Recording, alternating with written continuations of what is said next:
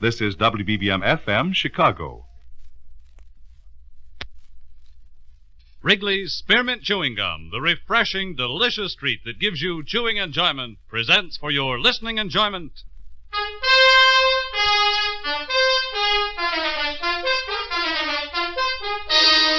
Pursuit!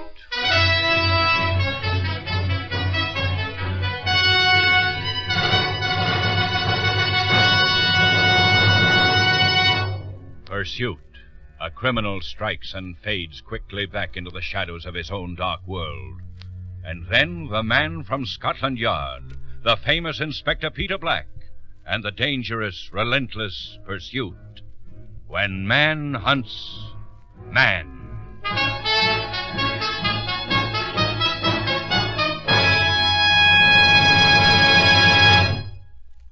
To make every day more enjoyable, treat yourself often to refreshing, delicious Wrigley's Spearmint Chewing Gum. Here's a taste treat you can enjoy indoors, outdoors, at work, or at play. The cool, long-lasting mint flavor refreshes you. The smooth, steady chewing helps keep you fresh and alert, adds enjoyment to whatever you're doing. Wrigley's Spearmint Chewing Gum. Healthful, refreshing, delicious. Now, with John Dana starred as the famous Inspector Peter Black of Scotland Yard, Wrigley's Spearmint Gum brings you tonight's story, Pursuit of the Masked Five.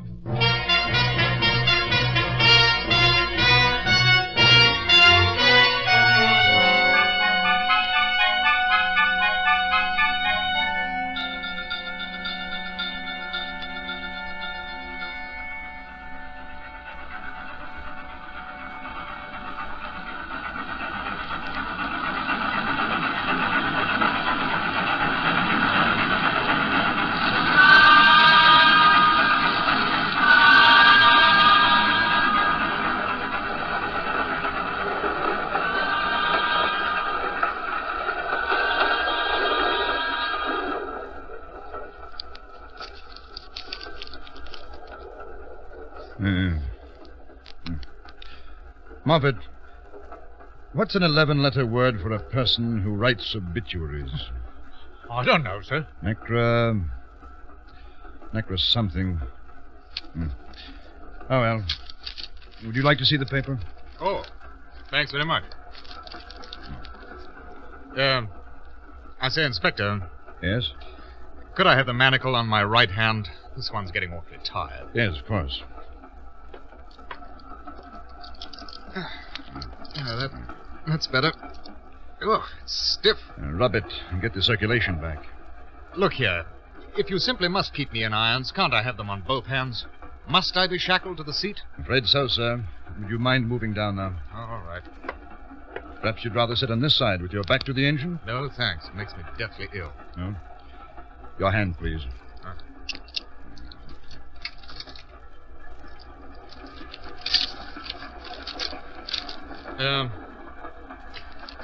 What time do we arrive in London?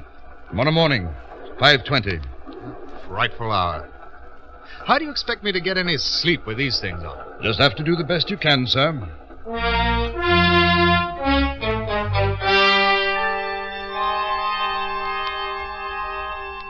We had good reason to have this man shackled to the seat in our compartment. We were confident that he was one of 5 men who had carried out one of the boldest and most lucrative robberies in the history of London.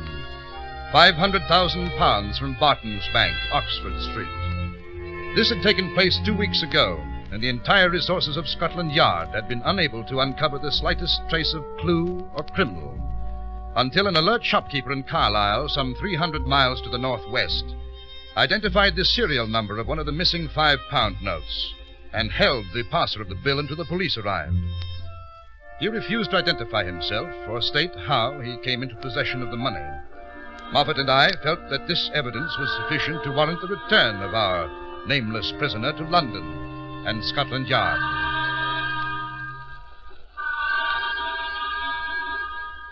Another station, sir?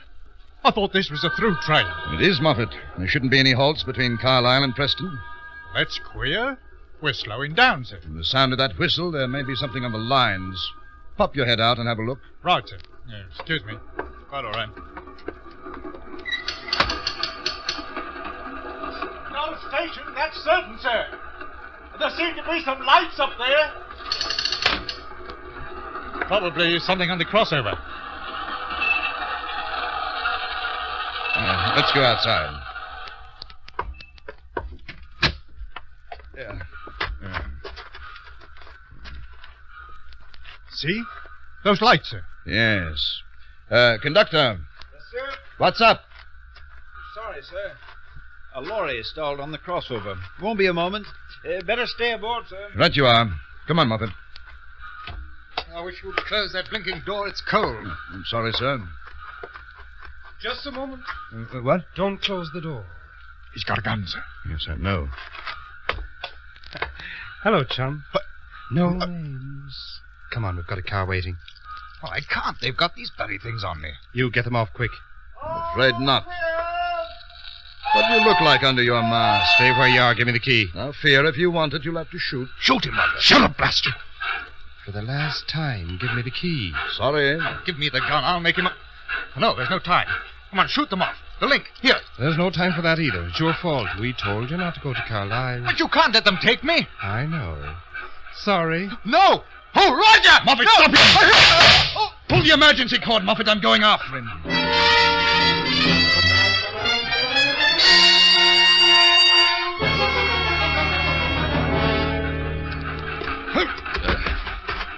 I was not as fortunate as the man who had dropped from the train before me. I lost my balance and was a few seconds regaining my feet. I ran back down the railway lines. There was a shadow racing about 50 feet in front of me. A shadow that vaulted a hedgerow and then disappeared. Let's go. Right. Come on, move. Oh, blast.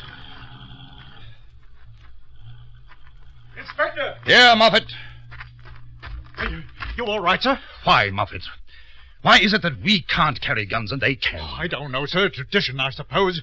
You all right, sir? No lights on her. I couldn't see the registration. Looked and sounded like a Vauxhall, though. You better do something about your forehead, sir. It's bleeding. Huh? Oh, later, Moffat. What about the prisoner? Is he dead? Like a doornail, sir. I find that neither amusing nor analogous, Moffat. Oh, I'm sorry, sir. Come along. And have a look at that ruddy lorry.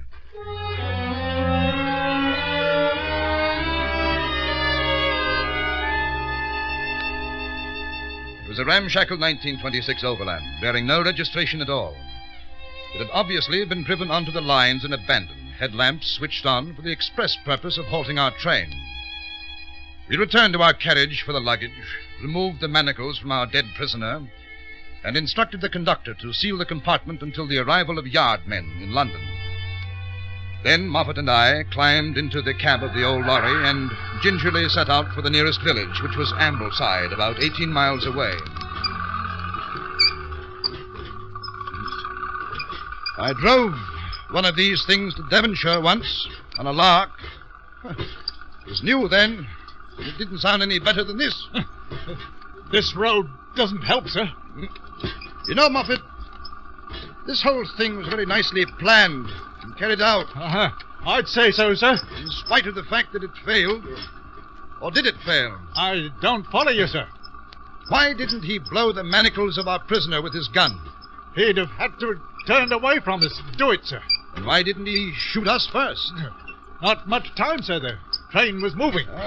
No, I don't think so. At that range, shot, you're finished. Shot, I'm done. 2 or 3 seconds. Oh, no, he would have had time. Perhaps they wanted to kill him. They might have been taking him from the train to kill him, you know. The one called Roger, sir. He said they told him not to go to Carlisle. Yes. There are 2 points there. 1, we know we're looking for a man named Roger. Number 2, what we hoped would happen after the robbery may well have happened. There was already dissension among the quintet. Thus, one eliminated. I'd say that was pretty important, sir. Right you are. Now, another thing. We took our prisoner aboard the train half an hour before departure. They must have seen us enter the compartment. Between that time and the halting of the train, they accomplished quite a lot. Yes, sir. Came here from Carlisle, got this lorry. They knew where the train would stop. They knew where the road would parallel the lines. They knew a great deal, Moffat. They must have been pretty familiar with these parts, sir. You think the Barton robbery could have been done by Carlisle people and not Londoners? No, not necessarily Carlisle. Remember, the Vauxhall drove off in this direction toward Ambleside. They've got a good start, sir. And we're not doing much better than 20. Hello. What's that on the road ahead? Looks like a man, sir. Staggering all over the place. Yes, he's awfully drunk or badly hurt, I'd say.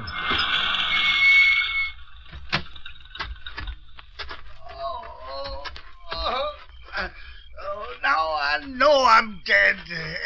'Tis an angel in a bowler hat. Yeah. Oh. Give him a hand, Moffat. Come along, sir. We'll drive you to the village and a doctor. Oh, busted my brains, they did. Who did, sir? It was, hi, Molly. I beg your pardon. She's my lorry. You wouldn't be the beggars that bashed me brains in, only you was wearing masks before. Masks? How many were there? You ought to know. No, you ain't going to hit me again. We're policemen from Scotland Yard in London. That don't give you no right to kill a man and steal his molly. We want to help you, sir. We're the police. Oh, I'm saved. These men that attacked you, how many were they? Hundreds of them. Hundreds. Yes. Did they have a car? A huge black thing it were. Could it have been a Vauxhall? It might. Did you notice the registration? Nay, they ran me off the road and dragged me out and then killed me on the head. From which direction did they come? Well, Ambleside it was. Those are the ones, sir. Have you seen the car again, say in the past quarter of an hour? Oh, nay. But I just woke up. I see. Would you direct us to the chief constable of the district, Mr. Gullion. Jeremy Gullion, and I'll direct you. Mr. Bashwood lives in Ambleside. Very well. Now, get in, sir. We'll get you to a doctor. Oh, no. Get away from that wheel. Jeremy Gullion allows nobody to drive Molly but himself.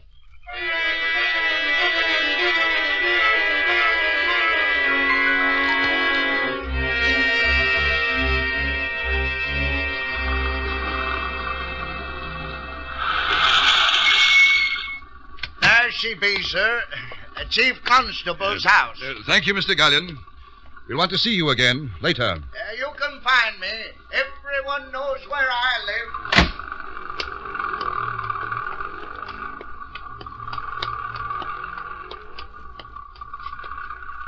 Sir. Yes, I see it.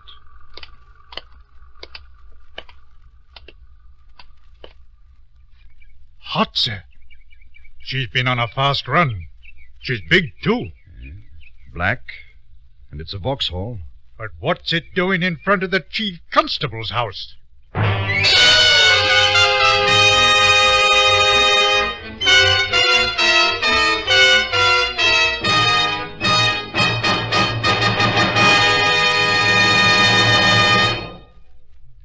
To make every day more enjoyable, treat yourself often to refreshing, delicious Wrigley's Spearmint Chewing Gum. The lively, full-bodied, real mint flavor cools your mouth, moistens your throat, freshens your taste. And the chewing itself gives you a little lift, helps you keep going at your best. So for real chewing enjoyment that's refreshing and long-lasting, always keep Wrigley's Spearmint Chewing Gum handy.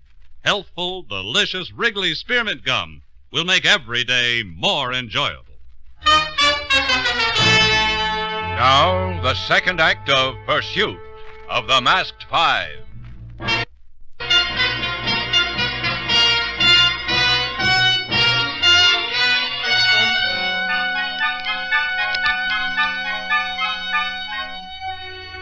Our pursuit had led us to Ambleside, in the heart of the Lake District in mountainous Westmoreland. It had also led us into an extremely delicate situation. We were almost certain that the Vauxhall car used by the escaping criminals was the one now standing in front of the chief constable's house. It was my uncomfortable duty to question him as a possible suspect, a task which could be most difficult as the authority of the district lay in Mr. Bashwood's hands and not in mine. Yes? Chief Constable Bashwood? Yes? I'm Chief Inspector Black of Scotland Yard. This is Sergeant Moffat. Won't you come in? Yeah, thanks so much. Scotland Yard. Well?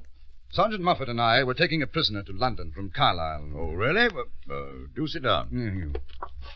Our train was stopped and our prisoner killed by a man who then drove off with 2 or 3 others. Killed your prisoner?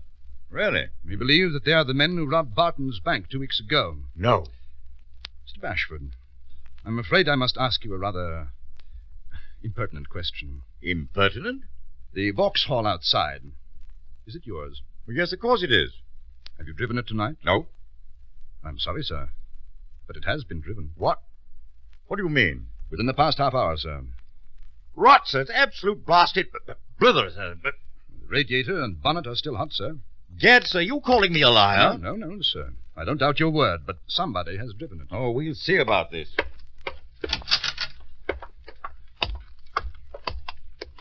Peppery old goat, isn't he, sir? Unless he wants us to think he is. Quiet, Muffin. Who the devil has been driving my car? That's what we want to find out, sir. By gad, somebody's going to pay for this. Well, it was here when I came home. When was that? Oh, 10 minutes ago. I was playing dominoes with old Petal Free. Mr. Petal-Free can corroborate that? Dash it all, sir. You questioning the veracity of my statement? I've been with him since 8 o'clock.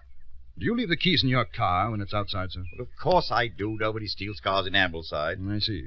By Jove, this is serious. This is juicy serious. It is, sir, and I'm sure that with your assistance we can get to the bottom of it. There's no doubt that your car was used by the men we're after. Tell me, sir, have there been any strangers in the town recently? Well, of course, there are always strangers here. Tourists, don't you know? They come to throw refuse in Windermere Lake. What do these men look like? We don't know, sir. They've been seen only masked. I would say that they are comparatively young, although one seemed older than the rest.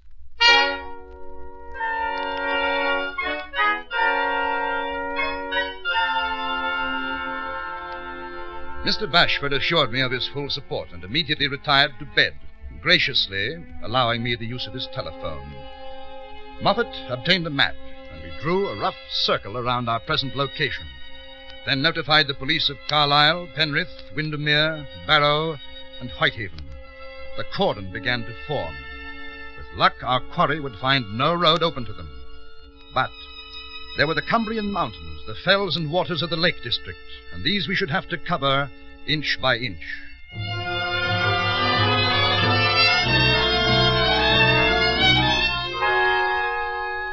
The next morning, Moffat and I contacted by phone every village and hamlet within a 20-mile radius and explained to each local constable the problem at hand. We warned them that the men we sought were dangerous. Then there was nothing to do but wait. At 11 o'clock, our patience was rewarded. Chief Inspector Black. Yes? Oh. Where did you say? Pencil, Muffin. Here you are, sir. Thanks. Yes? Greenup Edge, huh? Yeah. Right. About 6 miles, huh? Good. Thank you, Constable. We'll be right over. Yes? Goodbye. Got something, sir? I think so. Constable at Greenup Edge says 4 men rented a cottage near there about 2 weeks ago. He thinks they might fit the general physical description we have. Oh, it's worth a try, sir. But we'll need pistols. Chief Constable might be able to supply us, sir. He might, if he is still in his office. I get the feeling that Mr. Bashford is more of a gentleman of leisure than Chief Constable. 2 Bobby makes you sign for the pistol, sir. You're on, Moffat. I'll stare him down. Come in. Ah, Inspector. Any luck? Any luck? Possibly, sir. We've received word from Greenup Edge. 4 suspects staying there. Well, we must write 'em down, eh, sir? Nothing like this has happened in Ambleside, and by Geoffrey, sir, we write 'em down. Sergeant Moffat and I are unarmed. Do you have any firearms? Well, of course, always for an emergency. Webley, sir. Fine weapon. Reminds me of the old days in Afghanistan. Tribesmen, wild devils. Cut your heart out for one of these. Yes, I'm sure of it, sir. Thanks very much. Not at all. I wish I could go with you. My gout, you know. Yes, I understand, sir. Well, keep in touch with me. All the best. And, by the way, before you go, would you sign for these pistols, please? Yes, of course. Oh, sir, before I forget, you needn't worry about your statement last night. I beg your pardon? You said that you had been playing dominoes with Mr. Petal-Free and that you had not been driving your car. But of course I did. And Mr. Petal-Free and 2 other neighbors attested to that fact this morning, sir. Therefore, you will be pleased to know that you are no longer a suspect. But dash it all, sir. When was I? When was I? Precautions, sir, precautions. You, as an old soldier, will appreciate that. Good morning. Inspector, the pistols you didn't sign for. No time now, sir. They'll be returned in good order. 2 shillings, please, Moffat. Yes, sir.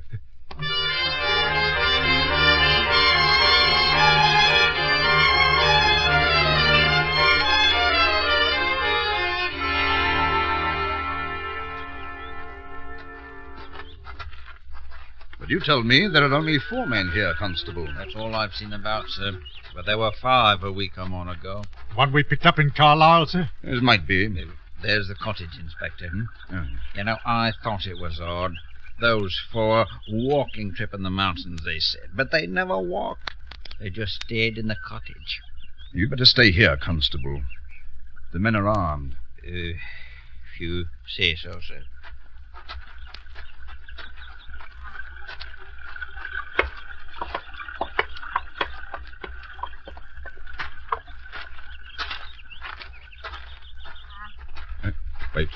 Wait a moment. See something, sir? It may have been the curtain at the open window. If these are our people, they chose a good place. Pretty isolated. Wild country, sir. Yes. The 5th man should have stayed here. He might be alive. Careful now. Come on.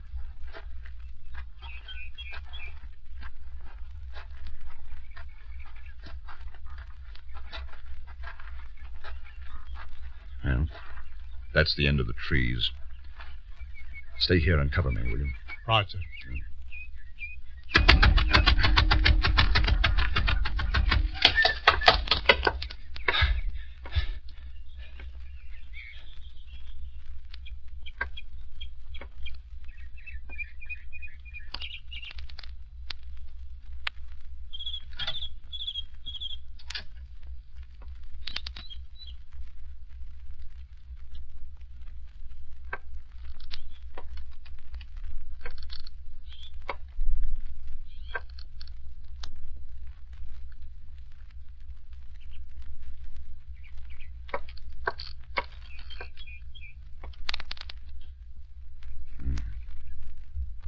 Moffat!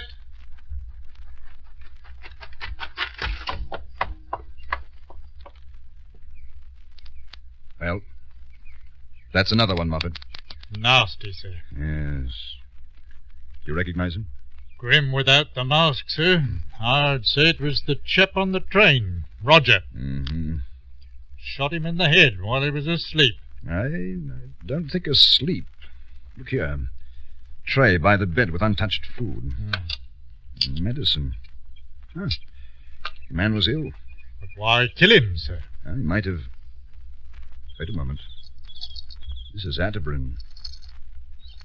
Ah. Here's your answer, Moffat. Malaria. Malaria, sir? Right. He was probably delirious. That's why they killed him. He couldn't go with them, obviously. They didn't want to leave him behind to talk. You think they went afoot, sir? Yeah, looks like it. Here, you see this? And this? Hairbrushes, clothes. Oh, no, Moffat. They took nothing extraneous. Only £500,000, eh, sir? Yes. Now, the next thing to find out is which way they went.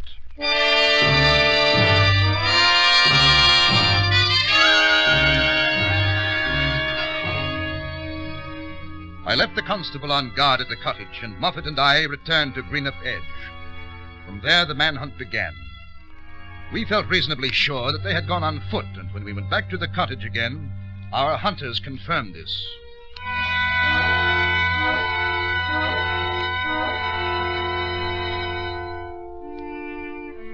A pack of hounds from Helvellyn had been brought to the scene and immediately took up the scent, leading us into the strange and almost fictitious grandeur of the lakes and mountains of Cumberland.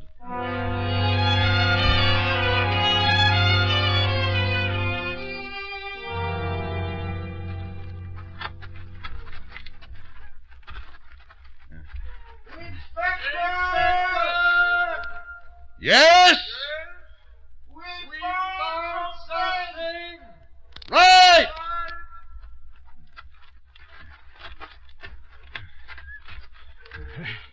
Anybody ever ask me to take a walk again, I'll kill him. It's slippery here, Moffat. Careful. Yes. Dogs sound excited, Moffat. I wouldn't like to have them after me, sir. Oh, there. There's the constable on that crag. What is it, Constable? There's a portmanteau, He must be close, then. They're trying to travel faster. Which way?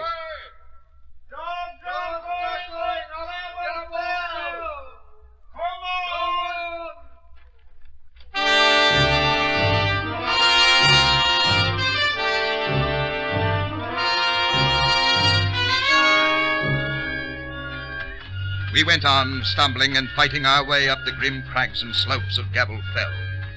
For the fugitives, weighted down by their plunder, it must have been sheer torture.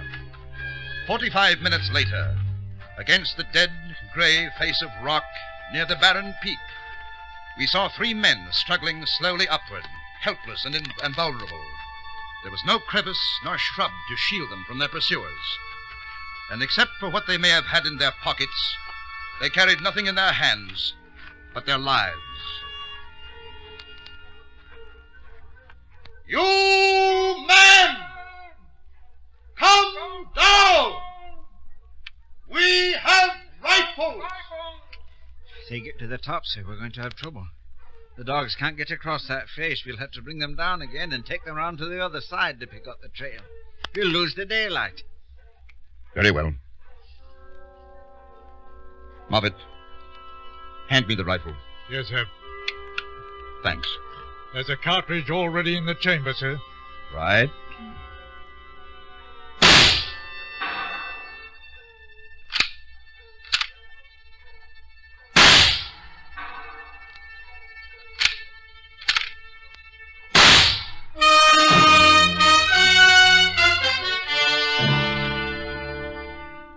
I saw 3 puffs of dust explode above the head of each man. And then I saw them stop, hesitate, and begin the slow descent to where we waited at the foot of Gabble Fell. Pursuit. And the pursuit is ended.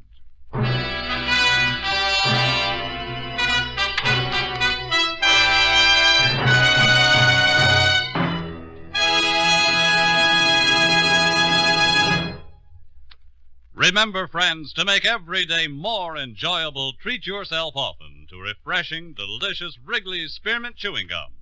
There's lots of cooling, real mint flavor in every stick. And chewing Wrigley's Spearmint helps keep you feeling fresh and alert.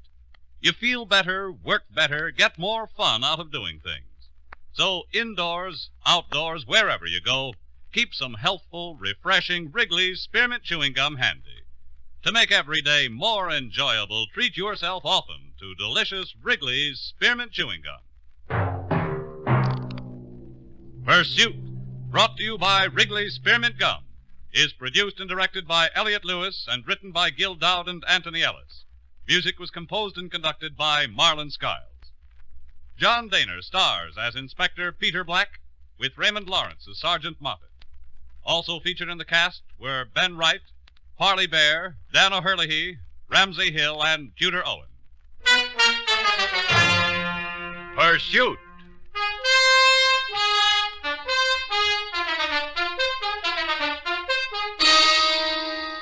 The makers of Wrigley's Spearmint Chewing Gum hope you've enjoyed tonight's story of Pursuit and that you're enjoying Wrigley's Spearmint Gum every day.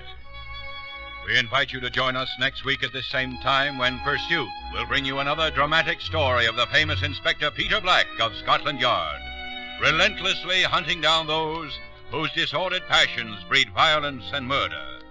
Another story of man hunting man when we bring you Pursuit.